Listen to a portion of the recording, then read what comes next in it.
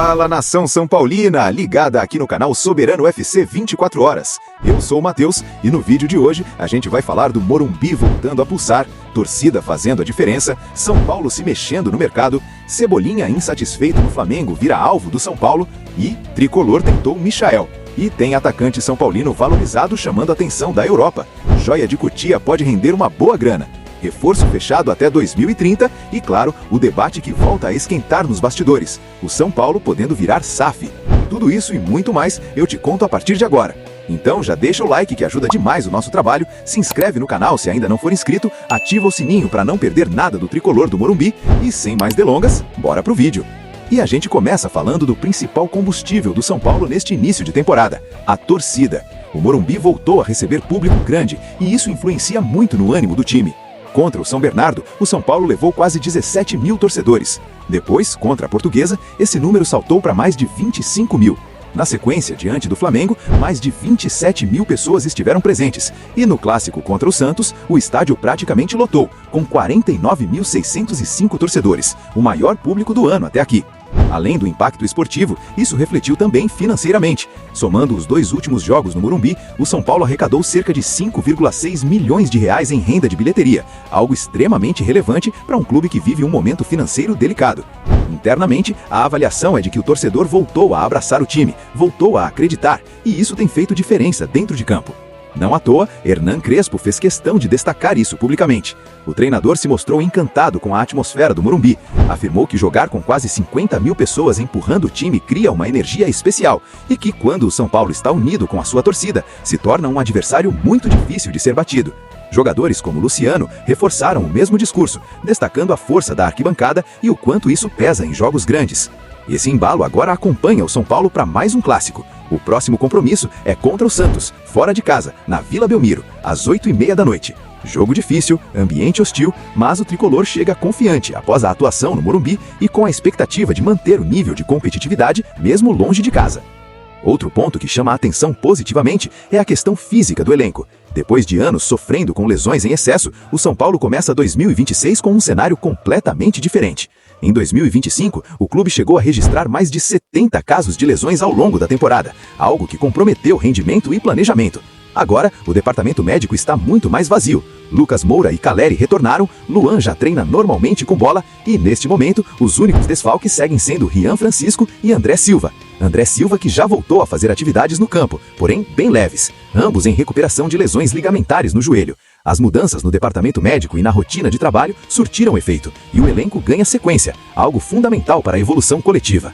E falando em ambiente interno, uma figura tem sido apontada como decisiva nessa mudança de clima: Rafinha, agora atuando como dirigente.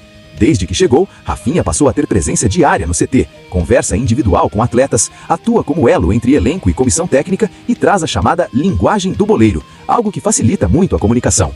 Internamente, a avaliação é de que o impacto foi imediato. O ambiente melhorou, o grupo se sentiu mais protegido em meio às turbulências políticas e Crespo ganhou um interlocutor forte.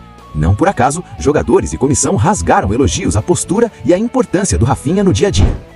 Entrando no mercado da bola, o São Paulo oficializou uma movimentação estratégica pensando no futuro. O clube acertou a compra definitiva do volante Jordinei, adquirindo 70% dos direitos econômicos do jogador por cerca de R$1 milhão. O contrato vai até 2030 e a multa rescisória foi fixada em R$374 milhões, mostrando a aposta alta no potencial do atleta. Jordinei já treina com o elenco principal e faz parte de uma geração muito promissora de Cotia, ao lado de nomes como Igor Felisberto, TT e Paulinho. Jogadores vistos internamente como talentos que podem render técnica e retorno financeiro ao clube se forem bem lapidados. Ainda no mercado, como a gente já tinha antecipado aqui no canal, o São Paulo anunciou oficialmente o lateral direito Lucas Ramon. O jogador passou por exames médicos, conheceu a estrutura do CT da Barra Funda e assinou contrato por 2 anos, com possibilidade de extensão em caso de metas esportivas alcançadas. Ele chega a custo zero, após deixar o clube anterior. Abriu mão de valores a receber e demonstrou muita vontade de vestir a camisa do São Paulo. Lucas Ramon é visto como um atleta de boa intensidade, ofensivo, que marca alto e chega para disputar posição, aumentar a concorrência interna e dar mais opções ao elenco ao longo da temporada. Bem-vindo ao maior do Brasil. Honre o manto tricolor. Boa sorte! Agora, falando dos nomes que mais repercutiram no mercado, segundo o jornalista Jorge Nicola, o São Paulo tentou a contratação de Michael, atacante que ficou livre no mercado após rescindir contrato com o Flamengo. Desde a sexta-feira em que a rescisão foi oficializada, o tricolor iniciou movimentações para tentar viabilizar o negócio. Não foi só o São Paulo que procurou o jogador. O Corinthians também fez contato, mas assim como o tricolor, acabou esbarrando no mesmo problema. A pedida de Michael foi considerada fora da realidade do futebol brasileiro no momento.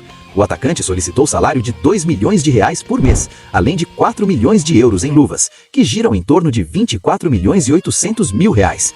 Como já é prática comum no mercado, essas luvas seriam diluídas ao longo do contrato, o que faria os vencimentos mensais ultrapassarem facilmente a casa dos R$2 milhões. Michael deixou claro que queria receber mais do que ganhava no Flamengo, onde o salário girava em torno de R$1,5 milhão mensais. Caso aceitasse algo próximo desse valor, até existiria uma brecha para o São Paulo tentar avançar, ainda mais levando em conta que o clube vive um momento de readequação da folha salarial. Mesmo sendo São Paulino declarado desde a infância, a negociação não avançou justamente pela questão financeira.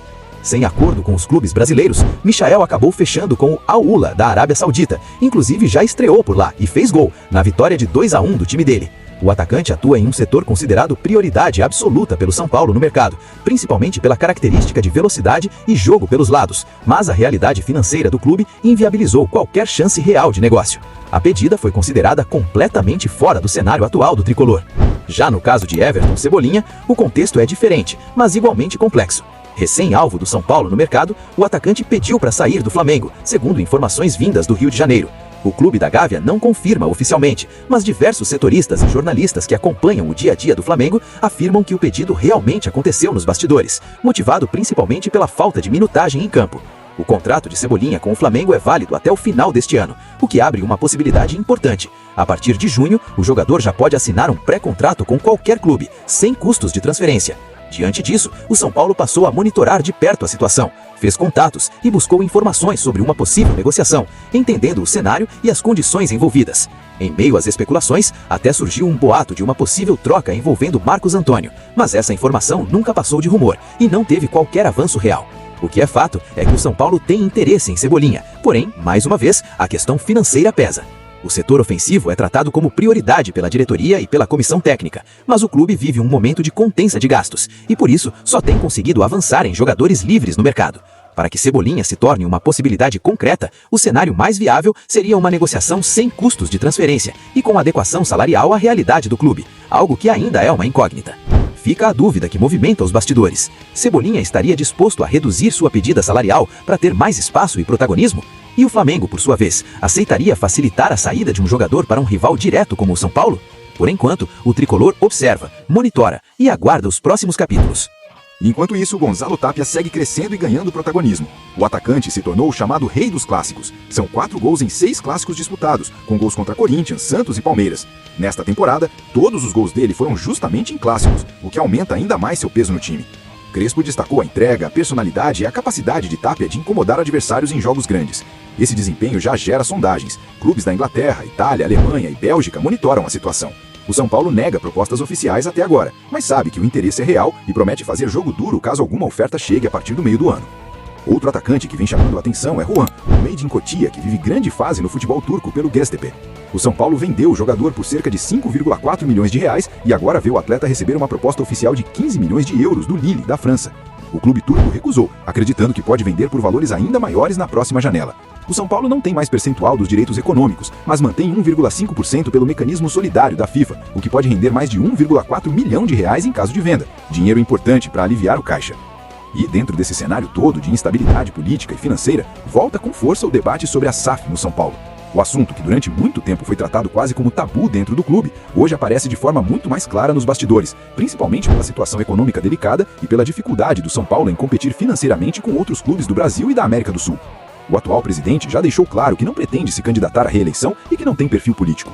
Segundo ele, o objetivo é entregar o clube no fim do mandato em condições melhores do que recebeu, principalmente no aspecto financeiro. Ele reconhece publicamente que o São Paulo vive uma situação caótica nas finanças, fala em herança pesada de gestões passadas e admite que a SAF é um caminho possível e talvez inevitável para o futuro do clube. No entanto, reforça que não pretende pautar ou conduzir esse processo enquanto estiver na presidência, preferindo focar em reorganização interna, pagamento gradual de dívidas e estabilidade administrativa até o fim do seu mandato. Quem foi mais direto e contundente sobre o tema foi Diego Fernandes. Em uma publicação nas redes sociais, ele afirmou que a renúncia de nomes importantes ou mudanças pontuais na política do clube não encerram a crise, mas escancaram que o problema do São Paulo é estrutural. Segundo Diego, quando os mecanismos de controle falham, o clube inteiro paga o preço. Ele destacou que o São Paulo só vai mudar de verdade quando houver pressão de fora para dentro, com torcida e associados cobrando profissionalização, transparência e ruptura com práticas antigas. Diego Fernandes também foi enfático ao dizer que trocar situação por oposição não resolve nada, porque, segundo ele, são os mesmos nomes, as mesmas práticas e o mesmo sistema. Para ele, o São Paulo virou refém de disputas internas enquanto o futebol sofre as consequências dentro de campo. Na visão dele, o debate não é sobre quem ganha uma eleição hoje, mas sobre tirar o futebol desse modelo ultrapassado de gestão. Ainda segundo Diego, a SAF não deve ser vista apenas como mudança de dono, mas como um processo de profissionalização, governança e modernização, com gente nova, ideias novas e gestão empresarial. Ele afirma que SAF, governança e profissionalização já não são mais opções, mas sim uma questão de sobrevivência para clubes que querem se manter competitivos no cenário atual do futebol. Esse discurso encontra eco em parte da torcida e até em setores internos do clube, inclusive em organizadas, que já começam a pressionar abertamente por esse caminho. Ao mesmo tempo, existe resistência de grupos políticos tradicionais, que veem a SAF como perda de poder e influência dentro do São Paulo. O fato é que o debate está longe de acabar. O São Paulo vive um momento em que precisa decidir se vai continuar tentando se reorganizar dentro do modelo associativo, com todas as suas limitações, ou se vai, em algum momento, encarar de frente uma mudança estrutural profunda. A SAF não é garantia de sucesso, mas para muitos já deixou de ser uma escolha e passou a ser uma necessidade. Bom, é isso. Agora eu quero saber de você. O impacto do Rafinha já é visível dentro do elenco? Você seguraria o Tapia ou venderia se chegasse uma proposta razoável? Cebolinha e Michael cairiam como uma luva nesse elenco do São Paulo? E a SAF? É a solução inevitável ou risco para o São Paulo? Para mim, sim, tem que virar SAF, para esses caras pararem de sugar o São Paulo Futebol Clube. Enfim, deixe sua opinião nos comentários, curte o vídeo, compartilha, se inscreve no canal se ainda não for inscrito, que ajuda demais o nosso trabalho. Obrigado por ter ficado até aqui, forte abraço e, como sempre, vamos São Paulo!